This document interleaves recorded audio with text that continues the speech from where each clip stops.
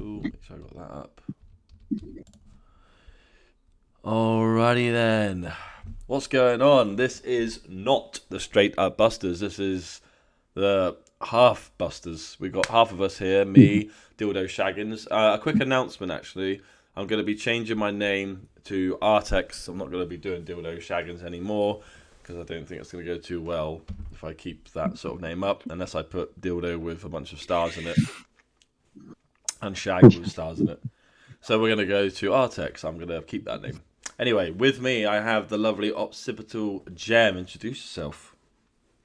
Hey, I'm going to be changing to just Gem because that's all anyone calls me anyway, apart from SD. Nice. So yeah, I'm just some guy who enjoys what we're going to be talking about today. Okay, and I have the lovely PlugInDave with me. You want to introduce yourself? Hello. I will be changing my name to PlugInDave from PlugInDave, just to make sure that everyone spells it correctly. And likewise, I'm just a dude who likes talking about this kind of thing. And we got P to the Y to the R to the O. Who are you, bro? Right. I'm going to change my name to Arsenio T. Bumstar. And I like Star Wars, and I'm an idiot. Okay, well, just to clarify, we all like Star Wars, but we're not all idiots. So this is... But half of us are changing our names. Don't be lumbered in. Yeah, but half of us changed our names. Okay, cool. So today, I'd probably help if I said the topic of today. Mandalorian Season 3. Do you love it? Do you like it? Do you hate it? Do you want to have sex with it? I don't know. Point being, that's what we're going to do. And if you've seen the first 2 seasons, like me, you'd be very hyped. I was extremely hyped to see the third one, to be honest with you.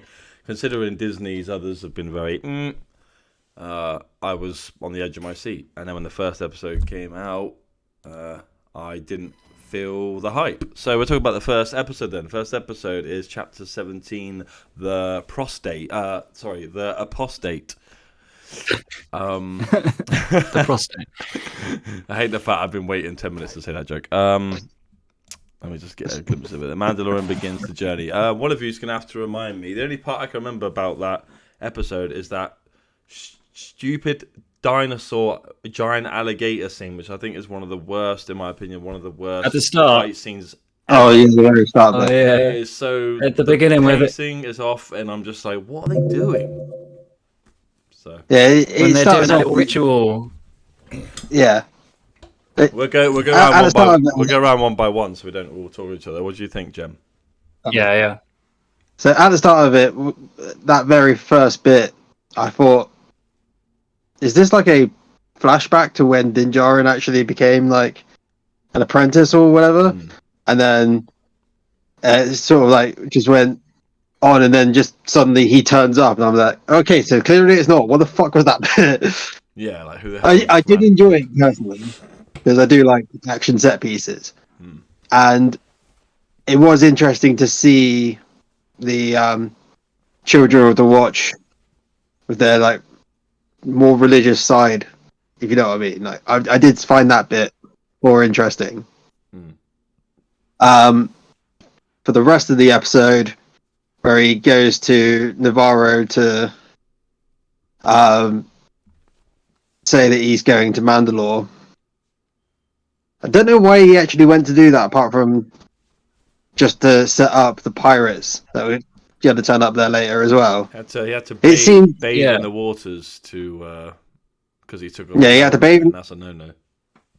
Yeah, he had to bathe in the waters because of what he did, and then he went to Navarro to let them know that that's what he was going to do, and he needed IG-11's body.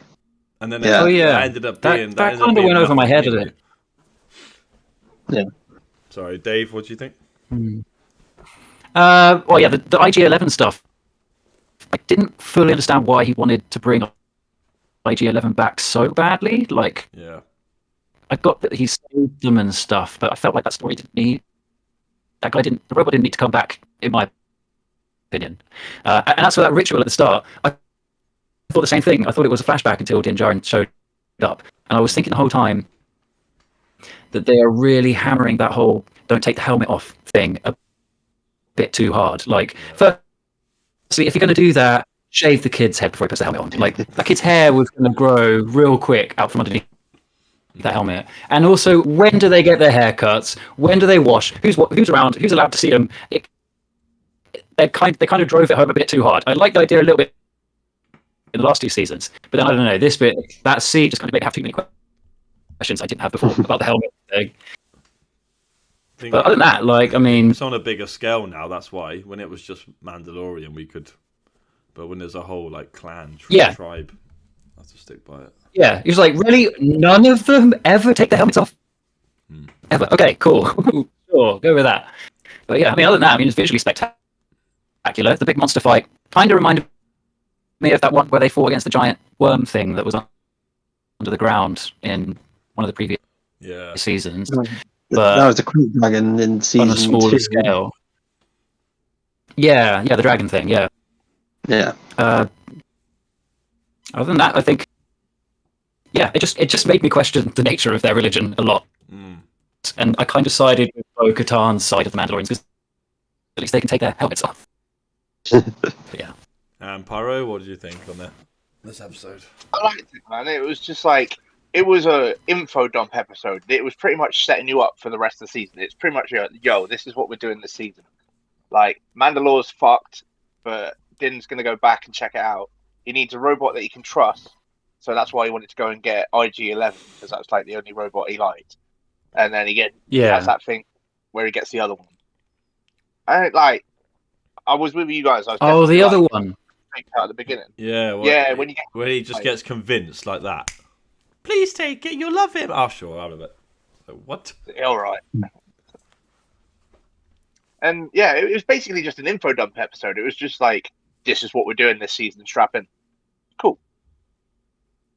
I did like that they had a robot that was, I don't know if the droid is an R2 unit or an R4 unit. I can't remember the specifics of them. Right, R5.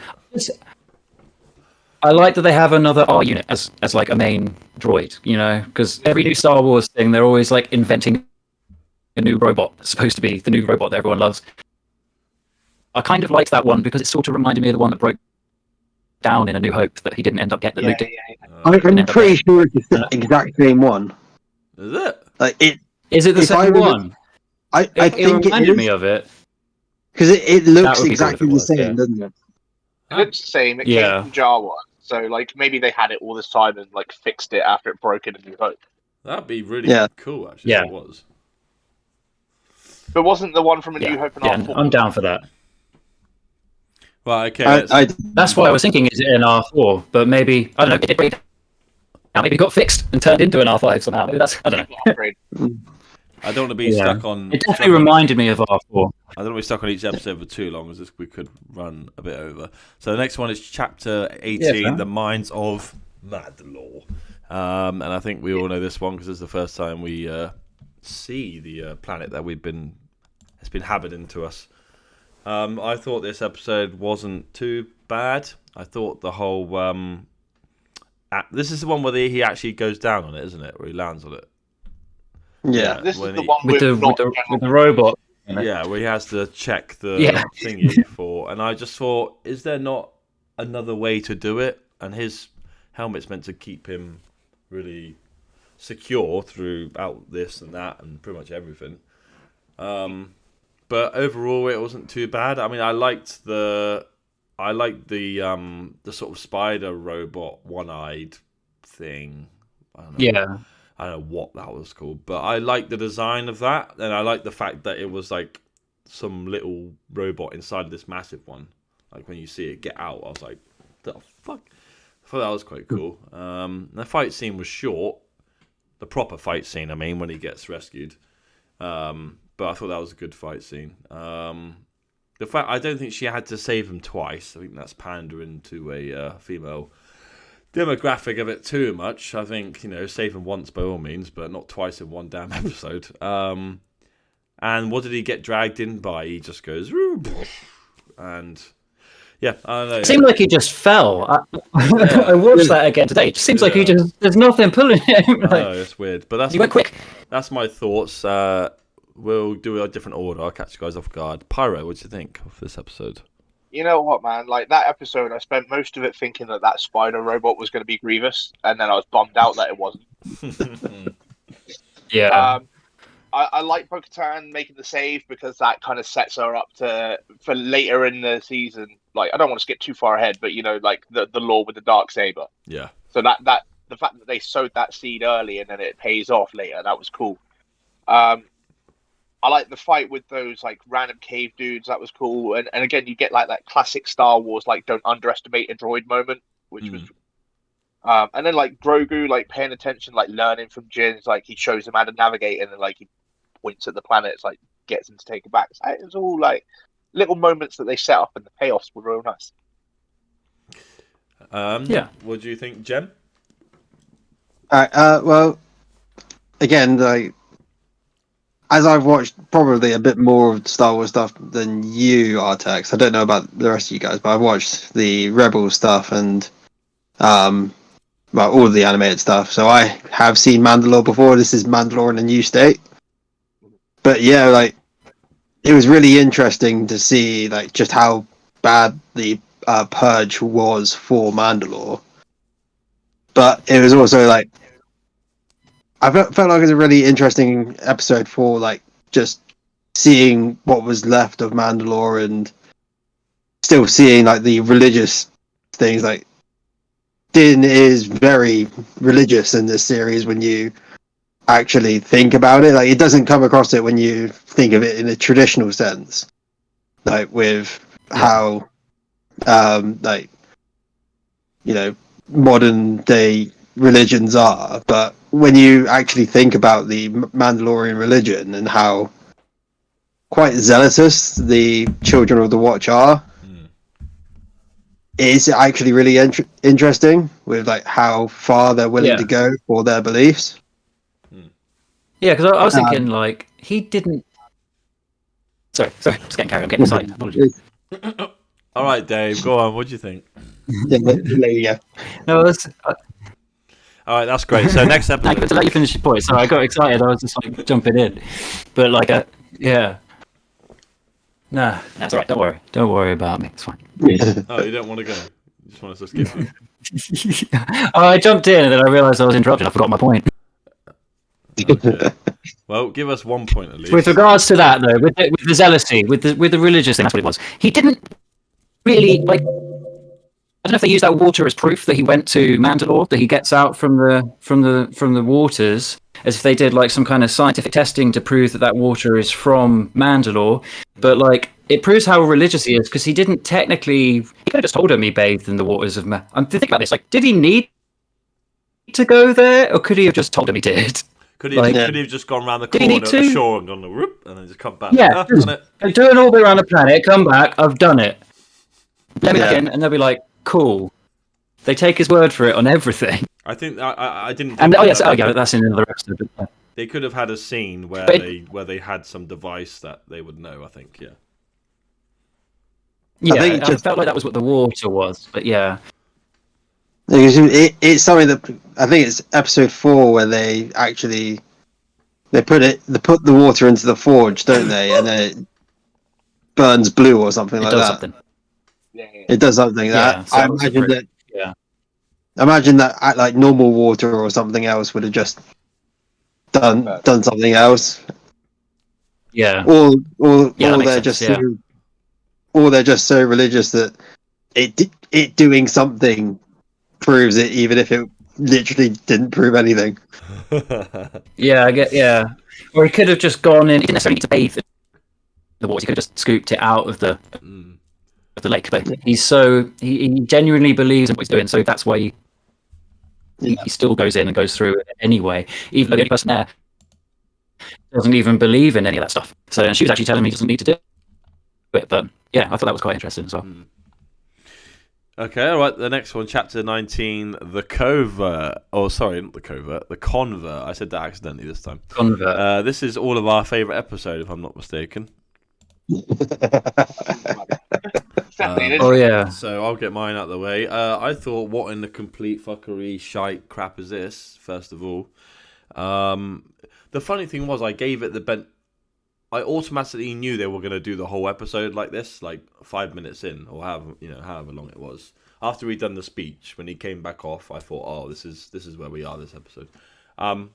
But I gave it the benefit of the doubt because, to be honest, I was actually quite interested, and I didn't remember who that guy was at the time. And I mean, it was getting quite predictable when they were on the train that whoever the other woman's name was, that she was like a double agent or whatever. I think what this episode lacked was interest. There was nothing that really caught your eye. I liked reviews I've seen. People are like really dissing like those like space ice pop things. I'm just gonna call them space ice pops. But I actually thought they were pretty cool. I mean, they looked a little bit like, they could tell they were CGI, but it's them trying to do something It's Star Wars. Yeah, Star Warsy. So I like it. Of course it's CGI. And they bonded a little bit with the biscuits, and they were like, I thought, at first anyway, till I twigged on that she was gonna do him up the butt, not in a physical way. Yeah, I was ready to roll with it. I was out of Mandalorian zone. I was gonna go in. Let's do this. Let's, at this point, Disney do what they want. So. But I was disappointed. Yeah, and also one more thing, the fact that they jumped off that train, that scene I can't cope with that scene. Unharmed, unscathed. Okay, that's me. Dave, you can go next. Well, I watched it twice, and I don't remember any of the things you just mentioned. I was looking at the screen, not paying attention. Sheesh. I pay attention, just looking at the dude's glasses, wondering what's up with that other woman, and then jumped to a part later on. He's getting some contraption put on his head, and that's him. That's him done for the story, I guess. I don't know. I was not watching that episode, even though I was. It just, like you said, it lacked interest. Yeah. It felt like maybe if it was sliding, if an episode like that was sliding into like Andor or something that had more like of a darker, like drawn out tone, then perhaps it wouldn't have stood out as much. But because it's in this show that's more like, let's do all the space battles and get all the cool shit into this Star Wars TV show, it felt like a real big like, let's just pause the action for a whole hour and tell you about stuff if you don't care about. So yeah, weakest one in my opinion, and that's including the Lizzo episode, but we'll get to that, I guess. We will get to that. We will get there. All right, Jem, what do you think? All right, just gonna put it out there. It was the weakest episode in my opinion. I was sat in a what was it? Sat in one of the cabins at where I was working at the time, overnight with one of the other guys that was a contractor there. We were watching it, and the whole time we were both going like, "What the fuck is going on here?" Like, neither of us really understood what was going on. We were like trying to figure it out. It's like, oh, is he the spy, or is she the spy, or is he gonna turn, or is he gonna be the good guy, or whatever? And then just like, she kills him, and we're just like, all right, so she was the spy, but what the fuck was this all about? Like, why are we watching this bit? Well, I don't think he dies. I don't think they were insinuating he dies. I think they were wiping his memory, weren't they? Yeah, like torturing him or something, like wiping his memory for sure. But it seemed like it was in a torturous way. Yeah. And it was, from what I heard, what I understood of what they said, it was on the low voltage. All it does is modify people's memories and like wipe it and that. But on the higher voltage, it tortures people to death. Like yeah, that was it. They were like, "Don't turn it up," and they were like, "I'm turning it up. I'm turning it up, and I'm just going to trust her to be in there on her own." Like, yeah, it is. I didn't get it, but so I just killed. I'm sure there's someone out there who says it's their favorite episode. I'm sure they're also a liar, but you know. Pyro, what do you think? It's my favorite episode. Right. Okay. So this episode's a weird one because on its own, in the context that you watch it in initially, it is very disjointed. But upon watching it again and knowing like what we've got, and also watching like Bad Batch and stuff, it's more that it serves a purpose in like the broader spectrum. If you were like binge watching, it's kind of your time to kind of check in with the bad guys. So this is what these guys are doing this season. They come back to it later, and you've got Hux in there. So there's a lot going on with like the dissolution of the Empire. There's a like power vacuum going on.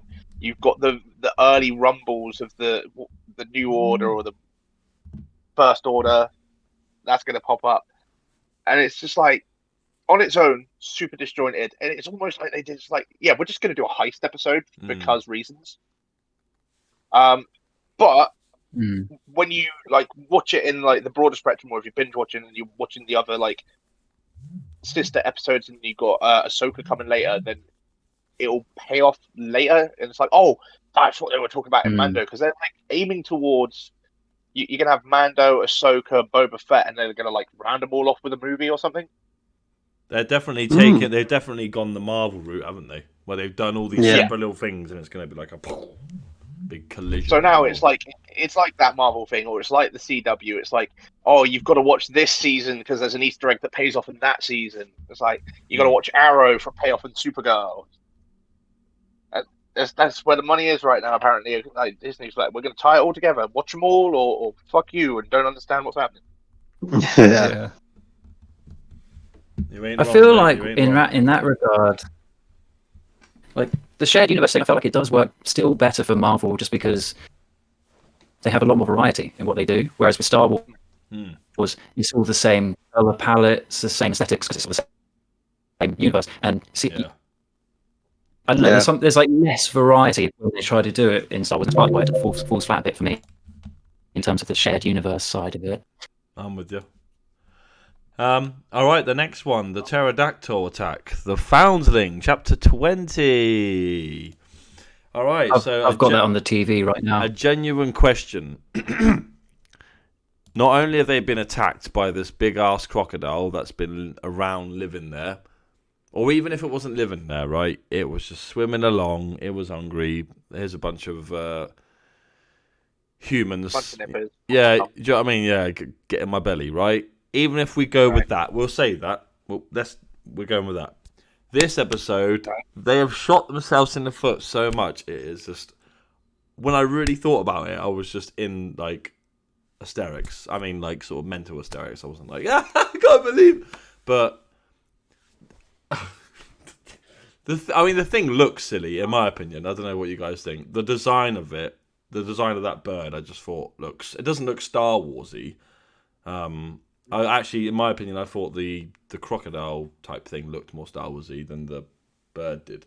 It felt like something off of bloody Star Trek, to be honest with you. I would have believed it more if it was in that. Anyway, it comes down, it swoops the child up, takes it, and he's like, oh, he gets away every time. I'm like, what? What are you doing still on that beach? And like, how do you not own any like snipers or anything? Like, no one's on watch. Do you know what I mean? Before this, it's just. You made an excellent point. Yeah, and also at the end as well, when they're killing it, so to speak, which is actually I like the scene. So I put it in perspective. I liked the scene when they were flying around, hitting it, putting it, whatever they were doing. And then it sort of flies down, dies. That was cool for what it was. But in context, bearing in mind the Blueberry, or whatever his name was, said, oh, we've never had enough fuel to keep up. And in that scene, they're definitely keeping up, going higher and higher, all flying around, keeping up with the pterodactyl thingamabob, and everything's cushy and gravy. So yeah, I do think this one is one of the weaker ones, yeah. I think by the time it got to this episode, I started losing hope in the whole season. But I won't say for the rest of the season because we'll get there. Let's go, Dave. Let's go you again. I think I can't really make a better point than what you made, to be honest. Move. They live in a cave where the fucking river has an enormous dinosaur in it, and then their children get snatched up by other dinosaurs all the time. Just move. You're right. Move, and you can all go through. You can all travel in space. Why are you on this planet? Yeah. Well, yeah, you've made a really good point, and I don't really want to add to that. Okay, Pyro. Now the little baby pterodactyls coming up. Yeah. Ugh. Yeah, and they never get used again. We never see them. Yeah, bring her back in the end. Have them save someone. Yeah, Pyro. What do you think, my man? You won't see them until Ahsoka or I don't know, Echo Base the third Rogue Squadron. They'll come back in Rogue Squadron. That's my prediction. Rogue Squadron. Grogu will be riding on one. An attack of Grogu and his killer pigeons. The episode. Yeah, he's learned how to tame them. That would be hilarious seeing him on one of them. Oh my days. You've got two members of a team that don't quite get on, so they have to overcome adversity and then respect each other by the end. Because you got like Minigun Daddy, who's like, I don't really like you, and then he saves his boy from the killer pigeon. It's like, now I like you. That's it. That was the whole point of that episode. Was to bring those two together. That's it.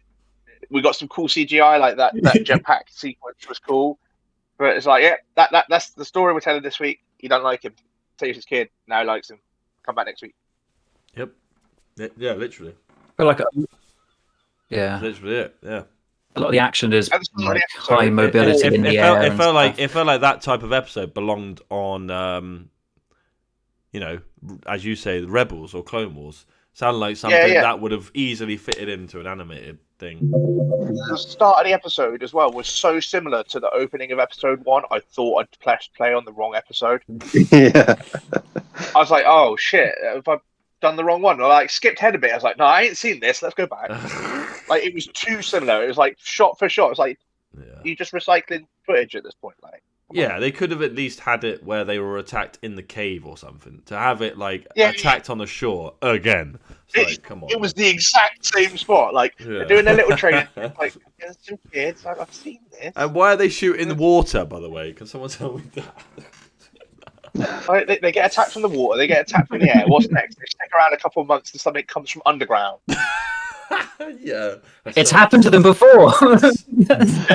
Everywhere they go, they're not comfortable unless they live in a death trap. I swear.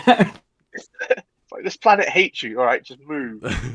Even Mandalorian. Look at that planet. Jesus. Yeah. At least that planet. They just like having. At least Mandalorian had like a nice garden that we found out in the end.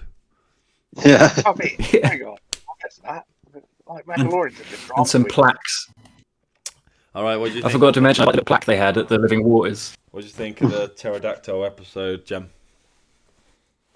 I mean, you guys have made all the points. It's just weird that Bo-Katan was the only person to think, hey, it's a flying thing that's flying faster than our jetpacks. I should get in my spaceship. Like, she was the only person to think that, as if, like, you know. And how quickly did she do that? Just to point out, that was within seconds. She's gone wrong. Yeah. Straight after it. Exactly. She keeps on going on about how like she's like this amazing ace pilot and everything, and even she just like flies up. It doesn't actually do anything to help. She just finds out where it's staying and then just goes, "Yeah, I'll take you there." Like, well, I don't think she can do too much though. She ends up shooting down the bird and then. No, yeah, shooting down the bird it would kill the kid, but yeah, well, yeah. She should have waited for the bird to land him in the nest and then shoot it. True, but then in the same episode, the mother, father. Oh, well, hold on. Let's not. The mother or father of the, keep it in line. Still had it in its wherever they store it, didn't he? Because remember the Mandalorians get there and it's like, and he's about to feed them to the. Yeah, he spits. All right. So there's no guarantee that when she landed there earlier, if that was the first, second, or third time that she landed, which I presume it was the first, because why would you land with it in your mouth, then fly off, then come? Yeah. The other kind of key thing that come from this episode was just before that, you get the bit of lore about the helmets because they're talking about eating. and then you find off like if you're on your own, you can eat. And then is it later that episode or the episode after where the Forge lady's like, take off your helmet? And she's like, what? She's like, do you respect me or not? So like, I think Oh yeah, so there are yeah. exceptions where you can like take off your helmet. So if you're on your own and you need to eat, it can come off. If you're having a shower, it can probably come off. Yeah, I think That is it's good. right at the very end of that episode. She says it because the start of the next episode where they actually go on the journey that she's been sent on. That's right. Yeah. So you do get that like little nugget from that because otherwise, like we were saying, like at the start of this, like there's a lot of like weird holes around when you can take on the helmet when they can't. So it's nice that they kind of filled those gaps in and made it make a bit more sense. Yeah. This is true, my son. Yeah. This is true. Okay, let's go to the next lovely episode, The Pirate. Don't drink in schools. That's all I can say, guys. Let's remember that. I haven't got much to say on this episode, to be honest. I thought the pirate dude looks like he should be on Pirates of the Caribbean. Pretty sure you guys all thought that as well. Like the main pirate, I mean. Yeah.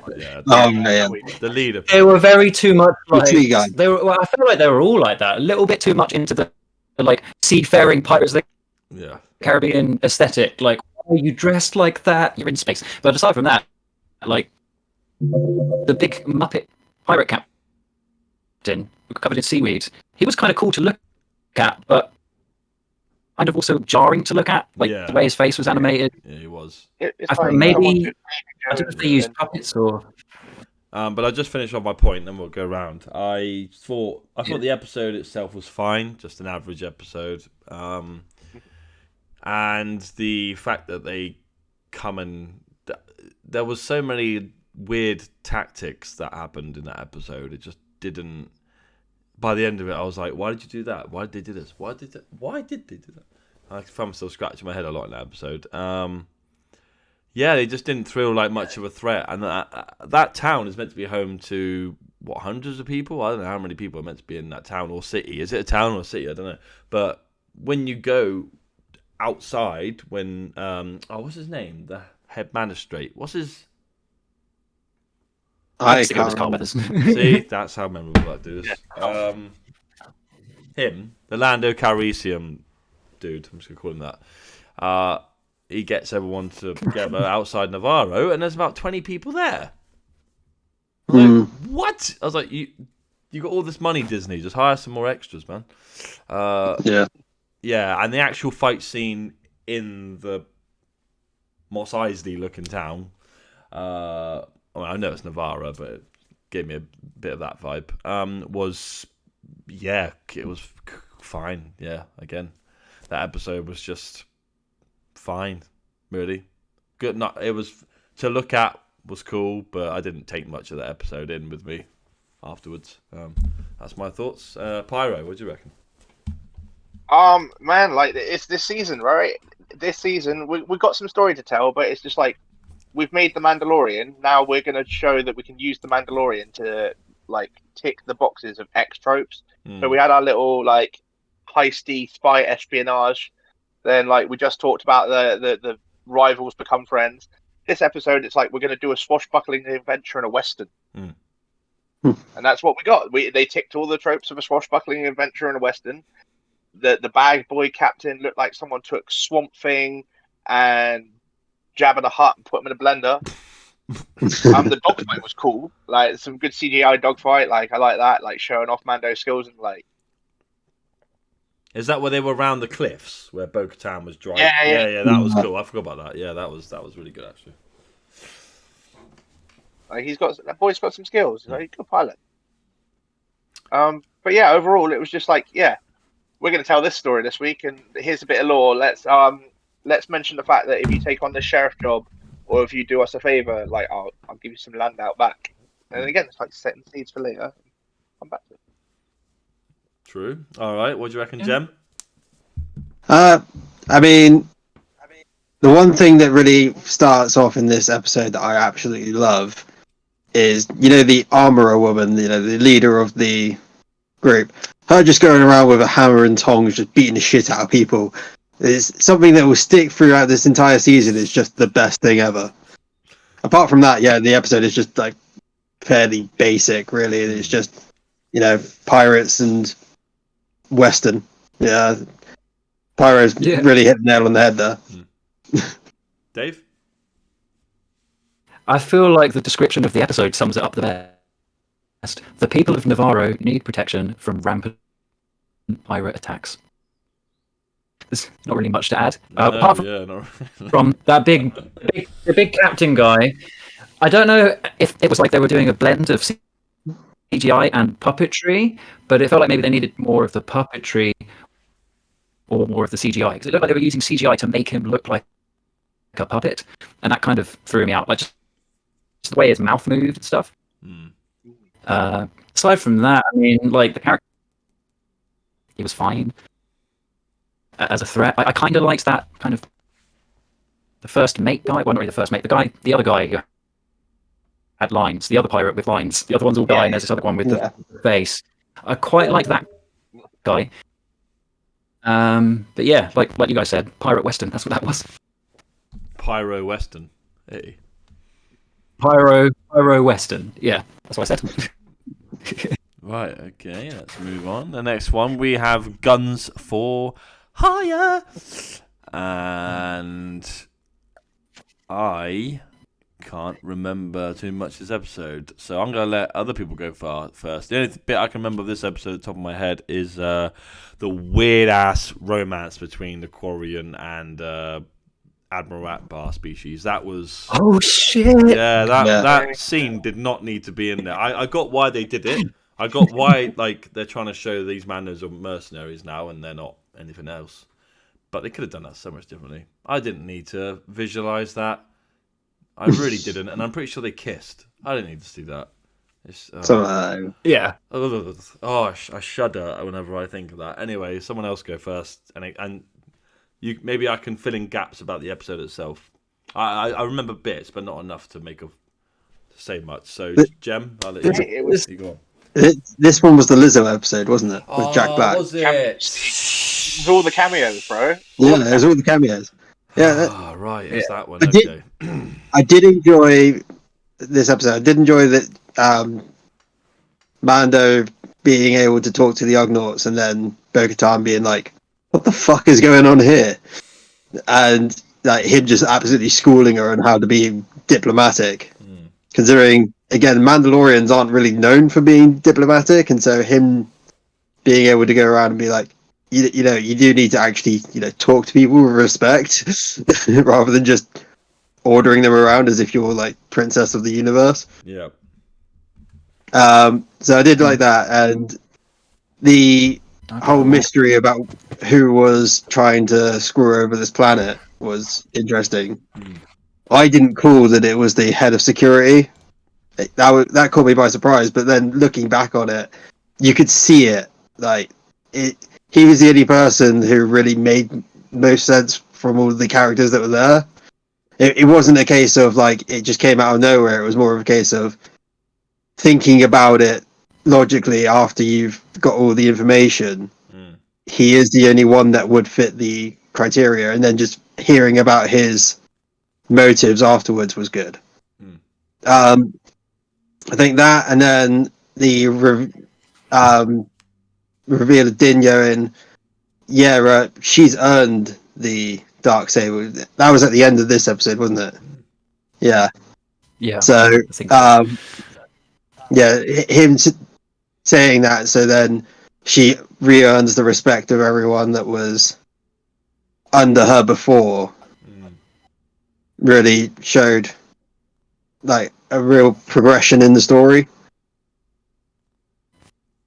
Yeah, that's my thoughts. Okay. Pyro, what do you think? Hey, all the cameos. We got Doc Brown, we got Jack Black, we got fucking Lizzo, and we got Sasha Banks. I was well happy with this episode. Put me up. Again, you touched on, the minute where he's there negotiating with the Ugnaughts, that ties back to his early adventures, comes back to season 1. Bring that back. I have spoken. Bring back Sasha Banks, and we we touched on it earlier. They sowed the seed with the rescue, then you get the payoff at the end with the Darksaber handing over. It's like, nah, she did earn it. You've got the unity between the clans. Yeah, man, I thought it was a solid episode. One of my favorites of the season. Thought Jack Black was an absolute delight. Yes. And I loved evil Doc Brown. All right, Dave, go on.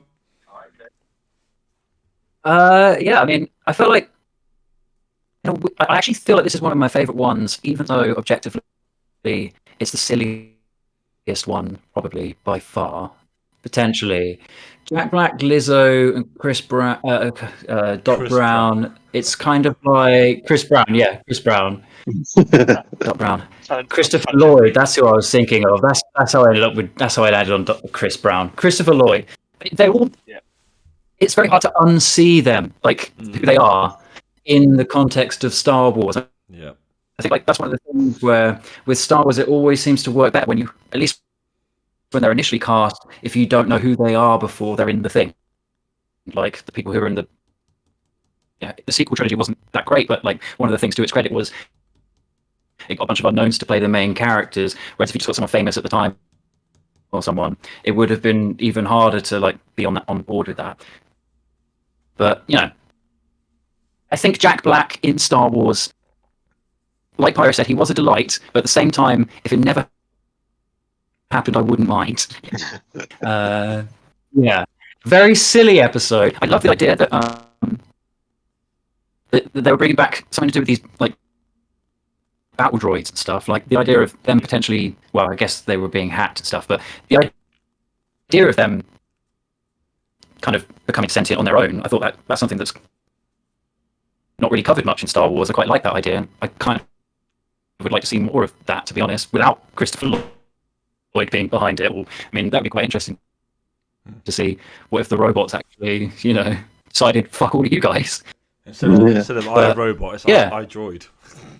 Yeah. And then at the very end, Christopher Lloyd, Chris Brown, he's like, yeah, I did the thing, and I'm sorry. And they're like, we forgive you, and we banish you. And it's like, oh, okay. That was all just tied up neatly with a nice little bow, but okay. Yeah. Yeah. I didn't say still, though, one of my favourite episodes. You guys have covered basically most of it. Yeah. I agree with. I'm not sure if all of you said it. At least two of you said it, but I do think this was actually one of my favourites as well. It seemed to get a lot of hate from most people. I didn't like Lizzo in it. I thought that was unneeded. You could have had anyone. Don't think she's a great actress. It really felt like she had a prompter and she was just going, "You are forgiven, but we banish you here." It felt like that was. I'm not sure if she's acted before, but it felt like I was watching like her rehearsal rather than. Yeah. Like she was. I could tell she was trying to put emotion into it, but I couldn't get with it. And we know who she is as well, so I couldn't look past. I mean, we talked about her on the podcast, though. Oh yeah, we did. Yes. Yeah, I couldn't get past her crap music. Also, what was she wearing? That whole headdress, the whole thing was like beyond Star Wars. I'm not even sure what design that was. You can't put that on. No, I'm not putting that on. No, not at all.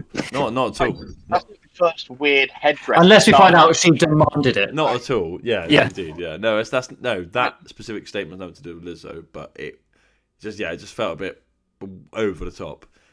Jack Black, I agree with you. I agree with Dave and Pyro. I think having him in there is hard to really grasp.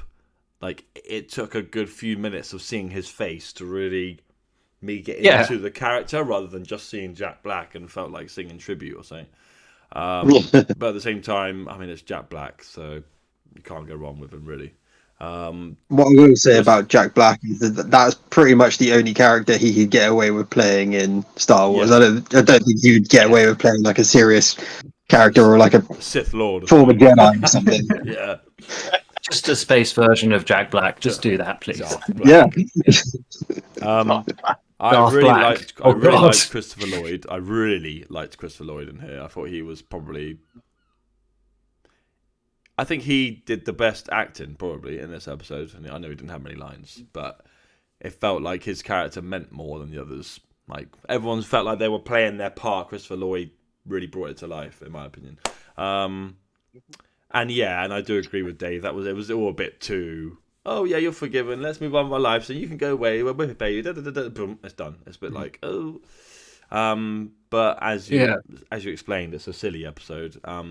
What I really liked, and this might sound weird because no one actually touched on this scene. Now we spoke about the droids, but one of my favorites.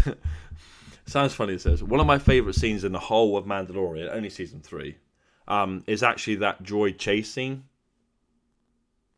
Oh, yeah, where they're... Yeah. So, I actually really liked that. I actually thought that was really well done. And I actually felt bad for a super battle droid. What sort of program would make me do that? I don't know. I just thought it was cool. And it was shot well. It was done, that compared to the chase scene in Book of Boba Fett, which fucking hell, that was something else, and the one with Leia on Obi-Wan, both of those two combined are still nowhere near that droid chasing because they were just we went to. I remember the Leia. Yeah. Yeah. Okay. Fair. I agree on the chasing. That was really fun. They were ridiculous. Fucking like Blade Runner or. Yeah, but I did really enjoy that. And I didn't think I would. When they started chasing him, I thought, oh, for fuck's sake. And then it kept going on. I was like, oh, I'm actually quite engrossed in this. Half of me wanted the droid to get away, to be honest with you. That'd have been cool if he got away and made his own like little mini army or something. That would have been... He ends up being... I would watch his series. Yeah. I would watch the series about that droid. SPD series. All right, okay, next one. SBO 7654. Yeah, that's the name of it. Next one is The Spies. Survivors come out of hiding. This one was definitely one of my favourite episodes, tenfold. I really liked this one, to be honest. This is where the season really picked up for me, and I thought, shit, there's a show here, like a show I'm enjoying all of it, not just like bits I'm cropping out. Like overall, this episode was. And the what was the ending of this episode? Was it where they found the Imperial base? Bye minigun daddy. They found out. They find out Gideon had escaped. Is that where the guys in the space? No, that was before that. They found out. That was the previous one. Yeah. On this one, 7 ended with minigun daddy going down.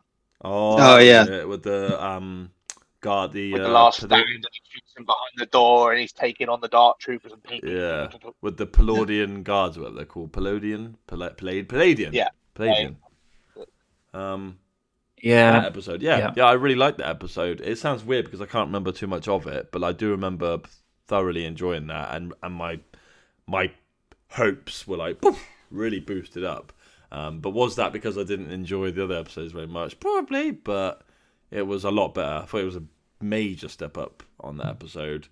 And I feel bad because I'm not really saying anything in particular.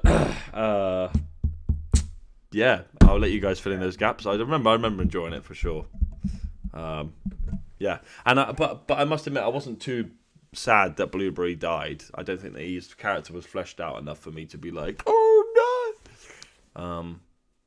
But yeah, it was a cool scene nonetheless. He was slaughtering them. I mean, there could have been so many more, and he would have just kept fucking hammering them down. Yeah, but I think it's good he died when he did though, because I thought he's taken on about 50 troopers here. This is getting a bit silly, and then these guards show up, and I thought if he kills these guards, I'm switching off. And they do kick his ass. Yeah, then the finale is just him continuing to kill people for another hour. Yeah. Doesn't care about the rest of the show. It's just this one man, the other John Wick style fight scene through the entire Just Rambo's the whole thing. It's not Mando, it's Rambo now. Yeah. Rambo. All right, let's see what I want next. Rando. Let's get Dave. What do you think, Dave? Quite liked it. Giancarlo Esposito. Big fan of his acting in general, even though he does generally play the same guy a lot, but it works when he does it. There's a question I had because obviously Pyro mentioned Hux earlier, I was thinking this when this episode was on, because I've actually paused on his face, on that guy's face now. It does not look like the Hux from the movies, but he sounds like him. So I couldn't tell if that was like a relative, like a. I assume it was his dad. I thought it was his... Yeah, I assume that it's his dad or something. Yeah. Yeah. I thought, yeah. Yeah. Okay, that makes a lot more sense. Yeah, because this is based before. Bearing in mind, this is based before the sequels, after the Empire. Before them, yeah, that's what I was thinking. thinking. They are also talking about cloning, so it could be a young clone. Yeah, it's young. Mm. And then I thought the Dark Troopers I remember from Fallen Order. Yeah. I can't remember. Is this chronologically? Is this episode supposed to be like the first time we see them? I remember the robot. They're not Dark Troopers though. Dark Troopers in one of the previous Mando. Yeah, Dark Troopers are in season 2. What the Beskar Troopers? Oh, these ones. These are the sort of Mandalorian style stormtroopers. They were only in Rebels, if I remember correctly. Before. Okay. Because they were the ones that were aligned with the Empire on Mandalore before. Okay, yeah. I guess I'm just thinking of. I think of the guys who in Fallen Order that you fight that can kind of deflect your attacks and stuff with the black armor. Oh yeah, those are the Purge Troopers. They're just clones from Order 66 who kind of. Oh yeah, obviously, yeah. They become so adamant about killing Jedi that they sort of join the Inquisitors or some shit. Yeah, you just remind me of the chronology. It wouldn't make sense anyway. Yeah, and I quite like. I spoke to Pyro about this. I'd forgotten that those red guys were in the original movies. Mm-hmm. I remembered them from The Last Jedi, or guys similar to that from the the guards? Last Jedi. But these guys, the red guards, they're not the same. They're not the same. Oh, hello. Well, they killed. They're not the same guards. They were. They're not the same guys, are they? Imperial guards. Yeah, they had more like Mandalorian helmets. Yeah. Yeah, these ones. Either way, I thought that was quite cool. And it was just making me think about, that reminds me of this trooper from that thing, and that reminds me of this from that other thing. I guess that's what Star Wars is supposed to do nowadays. It's like the point of it, I suppose. Yeah. Yeah, I mean, really, really tense ending, and Giancarlo Esposito stands out for me, just in anything he's in, but in this especially. Okay, Pyro, what do you think? Good, solid. I like the arrival of the Mandalorian Forest Clan in this episode, like earlier on. Because when they first rock up, I'm like, yo, we're gonna have a bit of a like Mando on Mando fight again, and they're like, nah, we pledge our allegiance. I was like, I don't know, that was too easy, and I was waiting for the where's the poop moment, but it didn't come. They were just sound. Yeah. I thought there would be an ambush when they took him to that garden. I was like, here we go. I thought so. Yeah. I was waiting for it. I was like, there's going to be a whole bunch of like camo Mandos. Yeah. But yeah, there was some great Commando, like Mandalorians. And just like watching Sasha Banks is I'm sure she's got a character name, but she's just Sasha Banks to me. Like watching her in fight scenes because like you know how good an athlete she is. Just like watching her pull off the choreography is always impressive. What the girl with like the headband? She has like a black headband. Yeah. She's hot as well. WWE wrestler former WWE wrestler Sasha Banks, Snoop Dogg's cousin. Oh, didn't know that. Yep, she's interesting. Snoop Dogg's cousin. And she's now signed to New Japan, but that's a whole other conversation for another day. But yeah, like because of her background, like any fight scene she's in, like I kind of pay more attention to it, and like you can just see how like fluid it is, and it's always impressive to see. I'm actually trying to remember her in the episode. What do you think, Jem? So my favorite part of the episode was Blueberry. I know his last name is Vizsla. I still can't remember his first name. But yeah, he's like going, there's too many of them. You have to go on without me. And then he slaughters every single one of them. I'm pretty sure he underestimated his abilities there. He could have walked through that door. Yeah. Maybe he should have been like, "Why don't you guys stay? There's not that many of them." If it's like, you dick. If the rest of them stayed, they would have killed those 3 guards. True. Right. Yeah. Silly. But yeah. Quick, but silly. But yeah, like the rest of the episode was a lot of fun because obviously you get the Mandalorian survivors on Mandalore. You've got them meeting with the other 2 clans and pledging their allegiance and learning more about what the survivors have been doing all this time. And then running into the Imperial Remnant there and getting to see them absolutely kick each other's ass. Mando getting captured was a fun bit. We're only leaving in 2 guards, like the idiots they are. Yeah.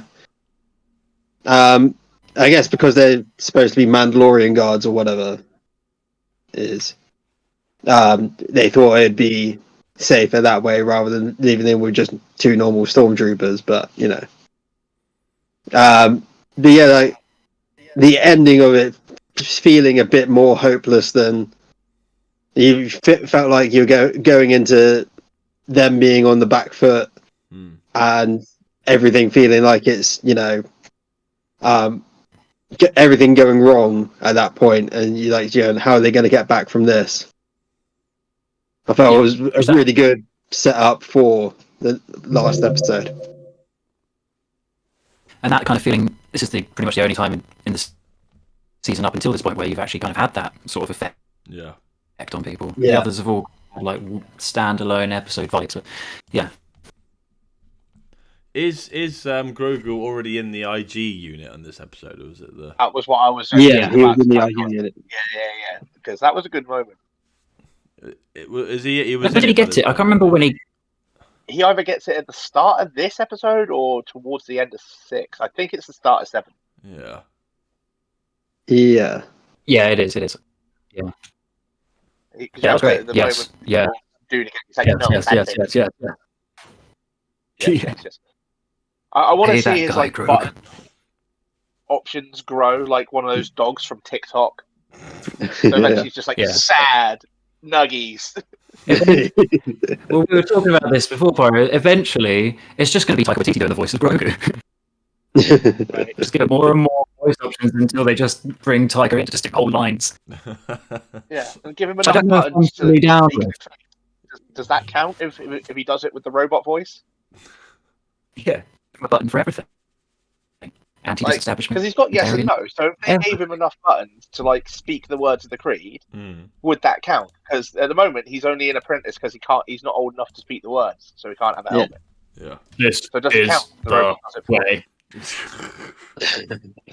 That's a very good point. And when he can speak, will he start talking in Yoda's dialect and therefore be unable to say the words anyway? Oh, the way this Because he will end up is. saying the way this is. The way this is. I By guess accident, can't even help it. because he's being raised by humans and the other races rather than being raised by Yoda's race. We never seen Yoda's upbringing. A huge factor. Yeah. So he might Yeah, speak like like a normal person, about that. then he'll meet his own race and they'll be like, "What the fuck are you doing? Yeah. How are you talking like this? You're not supposed to talk. You're supposed to talk like us." Like us, you're supposed to talk. The way this is not. Right, okay, last episode, The Return. Episode 8. What do we think? I'll go last on this one. Let's start with Dave. Go. Last episode, let's hear it. Wrapped everything up. Killed off the bad guy. Saved the day. That's generally what I remember. A bunch of fights happening. In general, the action, for the whole season, has been really good. Like, really dynamic and fun to like look at and stuff. The tension of it all was, finale vibes, and didn't really dislike it. Just kind of felt like a big explodey finale to me. I did like the very end bit where Grogu saves them all. I thought that was awesome. And that's just a lot of nice little moments going on. I'm gonna go next, just purely because I remembered a scene which I have to praise. The scene where basically the IG thing is now non-existent, and he's jumping around, and they're all trying to get him, and then he ends up saving. Well, Mando ends up saving him. Yeah. But I like the whole sort of like. I like the teamwork. It wasn't a long scene, but I like the sort of like Yoda's kind of tripping one over, and then he's shooting one, he'll shoot the other one, he's force pushing another one. I was like, this is cool. This is just really cool to watch. And Grogu must be OP by now, doing that like force shield. That was redonkulous. Right? That whole building has just collapsed on top of them. Oh no, wait, no, it was a ship. Yeah, there's a ship coming down. A ship plus the building. Like, yeah, that's immense. Yeah. He must be on Yoda's level already. Goku is going to end up being. But anyway, Goku versus Grogu. Yeah, Goku versus Grogu. Up there. I've just skipped to that scene now as you mentioned it. Yeah, I thought that was very cool, yeah, and I great. thought the fight scene between Bo and Gideon and Mando, and obviously all the boom booms and pow pows were great. They for the most part they hit.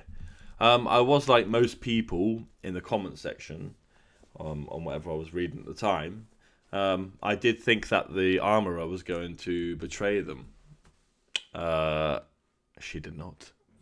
But that's what I thought. So there you go. There's one thing that wasn't predictable for me. All right, let's go. Jem.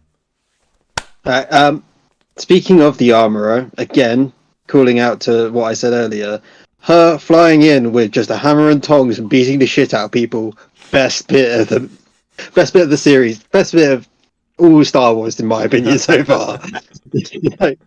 she just kicked the shit out of people in midair with a hammer and tongs. Grogu being overpowered. I'm calling it now. When Grogu is able to talk and adult enough to have become like a full Mandalorian, he's probably going to be the next Mandalore. You reckon? Yeah, I reckon, because of how powerful he is with the Force and that. I also found it interesting that the Darksaber got destroyed, despite the fact it's made out of Beskar. Which, I mean, I know to make a new one, aren't they? They're gonna maybe a smaller one. Yeah, mini one, mini saber. Yeah. So I do believe that if Grogu does become a full Mandalorian, he might get a new version of the Darksaber made. Oh, so he'll be flying so around with that. Yeah, that'd be cool. Yeah.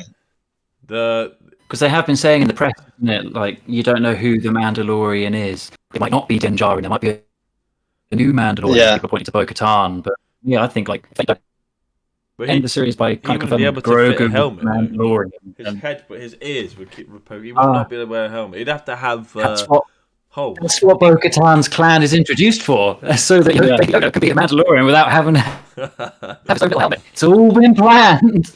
Oh. Everyone just wanted a baby Yoda that looks like Boba Fett. That's what this whole thing has been about. Yeah. All right, Pyro finale. What do you think? It was alright, wasn't it? Yeah, it was good. No, we had some good moments. Like the tag in and out between Bo-Katan and Jin fighting Polos Amanos. Polos Amanos' missile titty, that cracked me right up. Why has he got a titty missile launcher? Why not? That really broke me. Getting Sheriff Robot at the end, I thought was cool. Thought that was a nice payoff for him. And like really, like Dave said, pretty much it just tied everything up nicely. Like they paid off seeds from earlier in the earlier in the season. It's like you could, hopefully they don't, but you could stop the Mandalorian there. You do one more season of Boba Fett, maybe you do Ahsoka, and then they round it off with a movie, which is what they seem to be pointing towards at the moment. Or keep going with Mando, like give us Boba, Grogu, Fett, cheese. Yeah. I don't know. It's either wrap it up with a movie or just keep doing this and don't do the movies anymore. I don't know. Do we need another movie? I don't know. I'd probably go see it for sure. Yeah. But do we need that? Like, I'm looking at the final shot of the episode now, and you're right. Like, if they just decided we're done with Star Wars, I'd be like, fair enough. Yeah. Yeah, you ended with a little flash cut in as it zooms in on Grogu, and then fade to black. Yeah, if they ended it there, I'd be fine. But they're not going to. No. Grogu's too much of a cash cow for them to ever let go of him. Yeah. Yeah. All right. Okay. So I got three questions for you. Then I have your worst episode of the season, best episode of the season, and then final. And then I want you to just basically, give your overall thoughts on this season. So my least favorite episode. You're all probably going to say the same episode, but I'm going to be honest. It's probably one. Yeah, I don't think you guys really that fights. I just can't get over that fight scene, and that was such a main part of it. The whole episode didn't go anywhere. I appreciate that it was meant to be that starting block, but I mean, yeah, honestly, I was more entertained by the third one than the first one. Third one would be a close second. Don't get me wrong, but I just. I'm scaling it on enjoyment and entertainment here. So that'll be the first one for me. The best episode, I think, was number 7, even though that's the one I've said the least about. But I might go back and watch it, actually. 7 or maybe 6. 7, 6. I'll go 7. That's my favourite.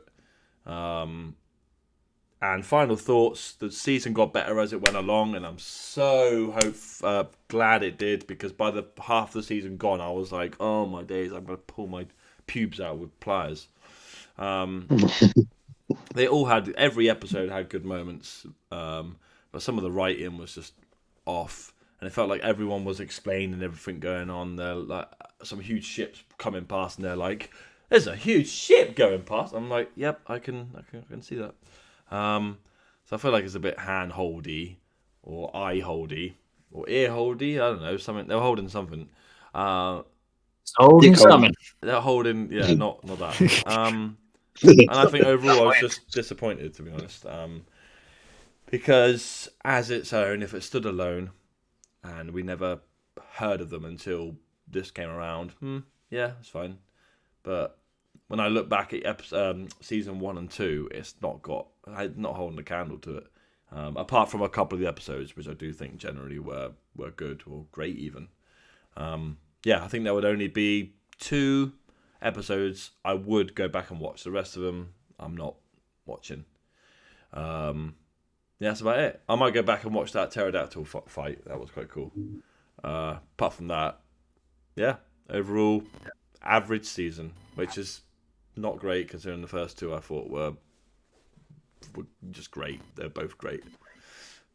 That's me. That's R-Techz. Final thoughts. All right. Okay. Pyro, let's go to you. What do you reckon, mate? There's 3 questions. Go. Least favorite. I don't know. Least favorite is a toss-up between 1 and 3. Hey. I think, as far as the season goes, I think the episodes kind of work better batched, and they would serve better being binge watched, because I think 1 to 3 work better together. 2 and 3 are kind of 4 and 5 are kind of in the middle, and then those last 3 work well together as well in a batch. Which brings me to my next point of favorites. I can't really pick between the last 3. I think they all stood out really well together as like a final act. Final thoughts. The season, I wouldn't say it was average. I'd go with Stars and Beyond and say it was beyond average. Or above average. I don't know. Whatever sounds better. It wasn't as strong as seasons 1 and 2. There was definitely moments, but it felt more like a tying together of other properties than it trying to be its own thing. Whereas seasons 1 and 2 felt more like they were their own thing with little cameos from other properties. Yeah. Yeah. Okay. All right. Yep. We'll go to you, Gemma. What do you reckon? 3 questions. So, least favorite is 3. Just straight up, just Straight up Busters. Straight up yeah, Mando. straight up Busters. Oh, we could just have called this the Straight Up the Mandos. Boom. Oh, the straight up Mandos. All right, if this series goes on as being a series, we're calling it the straight up Mandos. It's happening. Yeah, first. Yeah. So apart from that, best episode, I'm in agreement with Pyro. Is got to be the last 3. Like, I can't decide between the 3 of them. They are just the best in my opinion. And overall, this season ranked with the other ones, I'd say this season was better than Book of Boba. Yeah. Too hard. But it's probably the lowest of the 3 Mandalorian series. So Yeah. It was really interesting, but it didn't catch you as well as seasons 1 and 2 did, in my opinion. And that's my final thoughts. All right. Okay, Dave. Final thoughts? Any questions? Is there a goal? It's gonna have to be 3 for the bad one. I tried watching it multiple times, and my brain just said no to that. I don't know quite what he was trying to do, but he's not a problem to worry about anymore, I guess, because of what happened to his head. Anyway, 6, probably my favourite, but I can't say for sure that it's the best, because it was just cameos and cheese, and some kind of robots. Whereas 7 and 8, I kind of agree, they're about on par with each other. I'd probably give the edge to 7 because of the tension of the end of the episode. And just in terms of Episode 8 wrapped everything up nice and neatly, but that's what it's supposed to do. Episode 7 is the reason why they had to wrap everything up nice and neatly. So I'd probably give the edge to Episode 7 as technically the best one, but my favourite one's probably the Jet Black one. And them's my final thoughts. Oh, was that? You say that was your final thoughts? I should have said it more clearly, perhaps. Yeah, I think those are my final thoughts. But the problem is, when I'm done speaking, something comes to my head, and then I think, oh no, maybe that's my final thought.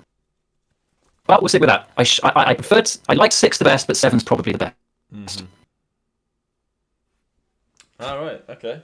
Well, I appreciate all of you joining me on this. This has been it's been fun. It's been good to get a little gauge you all on how Mandalorianed up you are or aren't. But now it's time to, no pun intended, plug ourselves. So R-Techz, you can find me. I do music. I'm on Spotify. Check me out. I'm here. This will not be this name any longer. I'm circling it. Dildo Shaggins is going out the window as soon as season 2 comes in. I might even just write in the description of this video when it comes out. Straight Up Busters, going back to a podcast that me and Jem Shay does the Reddit. SD does the Twitter. Dingle has our TikTok, and I do the YouTube, which is what this will go on. This will hold you over till season 2. It's going to be good. Not sure what Jem's going to say now because I've plugged his thing, but I'll let you take it. I'm Jem. You can find me on. I've actually set up a new Twitter called Straight Up Busters Jem. Huh. Just so that we have more people on Twitter, but I actually needed to start sorting that out because I lost access to my old Twitter and I don't know how to get back to it because my phone wouldn't let me even log in as anything other than Google. So, so there's that. The Reddit, I'm going to start putting a lot of the TikTok stuff that Dingle put out on there. When this episode comes out, that'll also be put straight on there. And yeah, that's all of my plugging done. Follow us on everything. On to the next person, I guess. PlugInDave, what do you want to say to the peoples? Come and follow me on PlugInDave. YouTube's my channel. I mostly do shorts at the moment on a card game called Marvel Snap, but I've been gaining some subscribers. I've just gone over 900, and once I get to 1,000, if it does happen, I'm probably going to go back to doing longer videos again. I've just been sort of dabbling with shorts for a bit. It seems to have been working out. I do music as well, but that's mostly live, so there's not really much to share. There's a Bandcamp. If you search PlugInDave, there's some of my music on there. It's produced by our mate Lee Rasdove. Aside from that, yeah, join in if you want. If not, I'll never know. Okay, Pyro, my main man with the plan. I see you. You can find me where there's smoke. If you go on YouTube, like type in @PyroBigs, there'll be some stuff there. You can watch it or not, but if you do, that'd be cool. Someone said Bandcamp, like pyro-uk.bandcamp.com. Well good at talking me. Like you can listen to me talking rhymes and stuff. So And speaking of final thoughts, quick RIP to Jerry Springer. Yes. Oh, yeah. I saw that. Yeah. Yes. Rip indeed. Sad times. Sad times. 79. All right. Okay. To close off, Too then, young. I've been R-Techz, just Gem. I'm getting it right? Yeah. Yeah, just kidding. PlugInDave. He's still PlugInDave. Pyro is from weird furry name. What did you say? Arsenio T. Buttstar. Yeah, he is that. We've been half of the Straight Busters, and we've had 2 lovely cameos. These are our guests. Subscribe, like. I'll put their links in the channel description.